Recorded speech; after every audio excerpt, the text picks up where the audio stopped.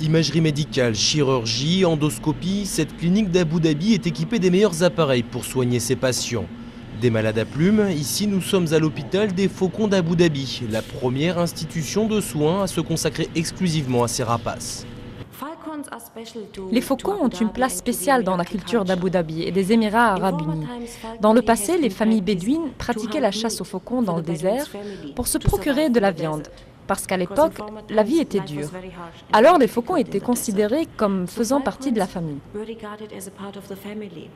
Aujourd'hui, les Émiratis ne pratiquent plus la chasse que pour le loisir et ce sont essentiellement les familles fortunées qui possèdent des rapaces. Car un faucon peut coûter jusqu'à 30 000 $. Les propriétaires sont donc aux petits soins avec leur animal de compagnie. Ils viennent ici, ils nous apportent leurs animaux pour que nous les mettions dans des salles de quarantaine. On les garde à l'isolement, on vérifie qu'ils n'ont pas de maladie. S'ils sont en bonne santé, on les redonne à leurs propriétaires.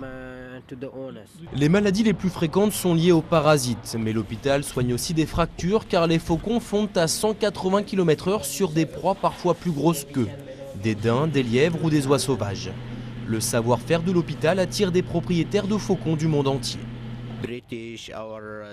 Des Anglais, des Allemands, des Italiens ou des Russes viennent faire soigner leurs faucons ici.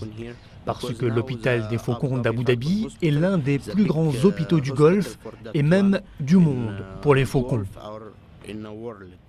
Depuis son ouverture en 1999, l'hôpital a soigné des milliers d'oiseaux. Il s'est aussi lancé dans un programme de réintroduction des faucons dans la nature. Après avoir vérifié qu'ils étaient en bonne santé et aptes à la vie sauvage, les rapaces sont relâchés sur les routes migratoires.